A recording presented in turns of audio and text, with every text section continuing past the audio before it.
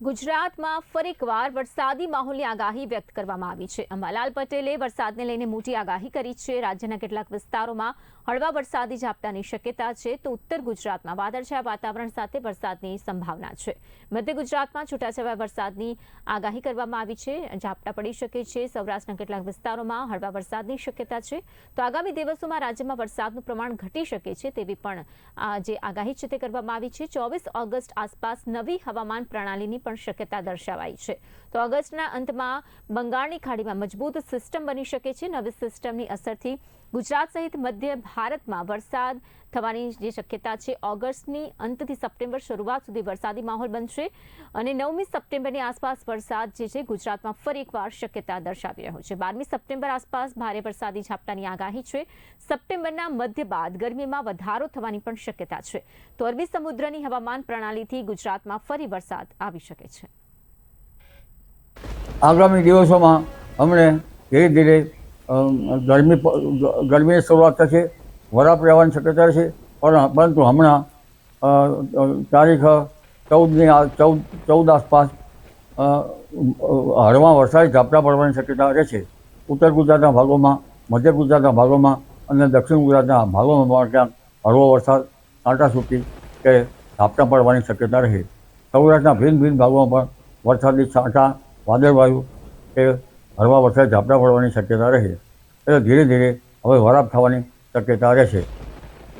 તારીખ 17, 18 અને 19માં મઘા નક્ષત્રમાં પણ ક્યાંક વરસાદી ઝાપટા પડવાની શક્યતા રહેશે।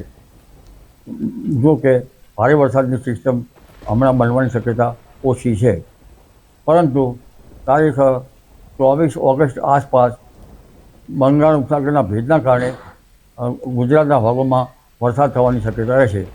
તારીખ 26 ઓગસ્ટ આસપાસ બંગાળ ઉપસાગરમાં ડીપ ડિપ્રેશન જેવી મોટી સિસ્ટમ બનવાની શક્યતા રહે, જે ડીપ ડિપ્રેશન સુધી પણ જઈ શકે। દક્ષિણ ચીનમાંથી આવતા અવશેષોના કારણે, રેસ્યુલર અવશેષોના કારણે હવામાનના બંગાળ ઉપસાગર વધારે સક્રિય રહેવાની શક્યતા રહે અને બંગાળ ઉપસાગરના કારણે જ ગુજરાતના ભાગોમાં ઓગસ્ટ માસના અંતમાં કેટલાક ભાગમાં ભારે વરસાદી ઝાપટા પડવાની શક્યતા રહે। આ ઉપરાંત 31 ઓગસ્ટ આસપાસ પણ ગુજરાતના ભાગોમાં વરસાદી ઝાપટા પડવાની શક્યતા રહે।